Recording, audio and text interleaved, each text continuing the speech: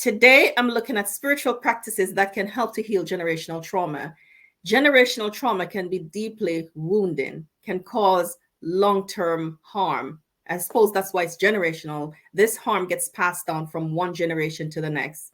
The things that will make the difference is the things that you do when you know that this exists in your family, in the lineage coming down. The things that you do to heal these things, these patterns, ensure that your life gets changed, your children's lives gets changed.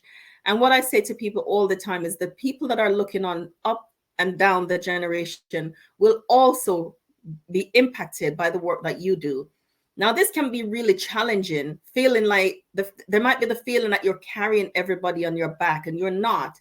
But the work that you do and the examples that you show, the boundaries that you set, the self-care that you do will show to others how they can do it too.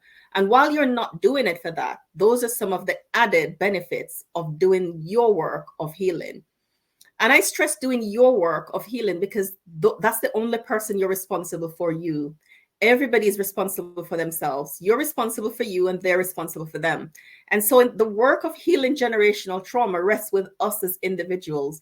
We have to make a decision that that's it. We're calling time.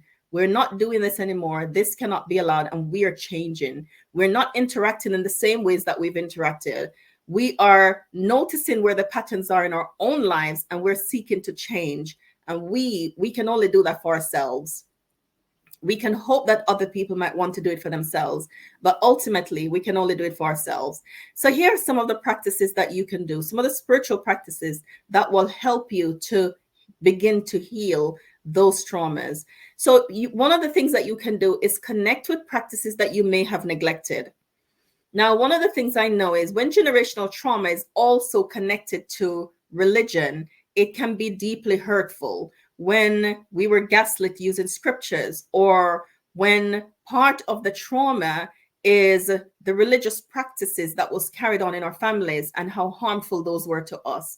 And when that happens, it can be really difficult to separate the voice of God from the voice of the harmful people that were in our lives, or from what we see of people in the family and how they're living out their Christian walk, how harmful it is, how damaging they still are, the abuse that is still existing despite them saying that they are. And so it might make it difficult. You might disengage from practices that was once meaningful to you because of the hurt that the people who are also practicing it as caused.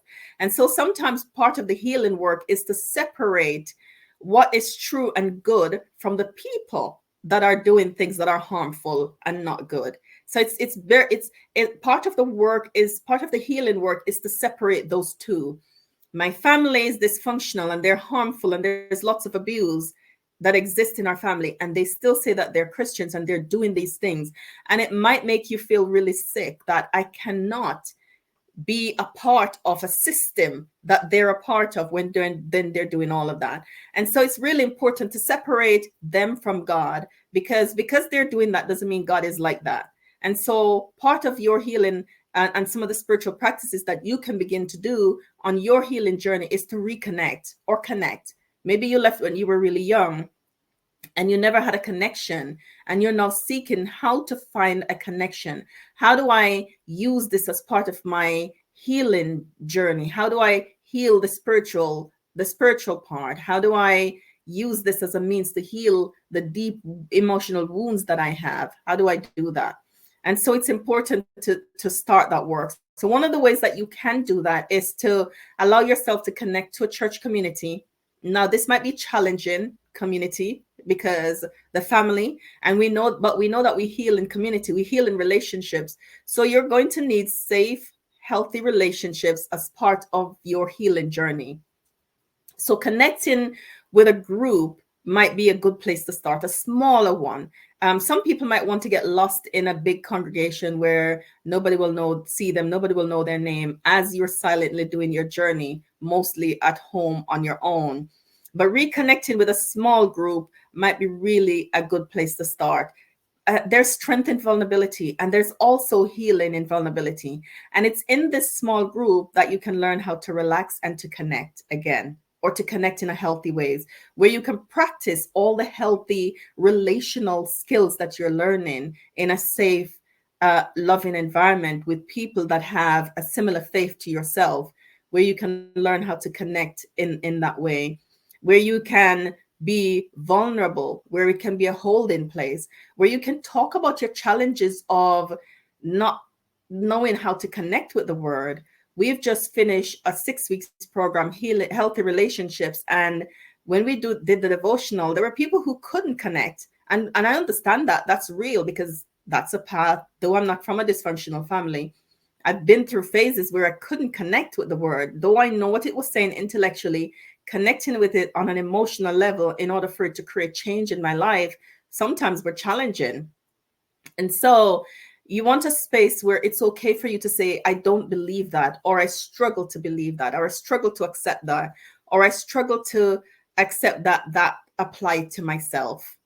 And a safe space will be a space that will not ridicule you, a space that will listen to you and hear you, a space where people can listen, understand, and share their own journey of growth. How did they get to the place where they understood? How did they get to the place where they can relate? How did they get to the place where they can believe it? What was their journey? And a safe space is a space where people are willing to share that. They don't ridicule. There's no judgment. You're not condemned, and there's no gaslighting. So that's what a safe space looks like. A safe space in terms of a group where everybody's sharing honestly and their openness and vulnerability. And it's not just one or two people that are doing it. Everybody's relaxed into the space and they're able to do it. And so that's one ritual. That's one thing that you can start to do. One practice: Bible study, groups, maybe a book club that is specific and have spiritual undertones to it that can help you to begin to connect and help you on the journey of healing. So, because a number of things are happening in this space. You're connecting with a group, you're practicing openness and vulnerability, you're building healthy relationships, you're practicing boundaries, and you're practicing the things that will help you with healthy relationships moving forward. The last practice I want to share about is prayer in connecting, a spiritual practice that will help you heal.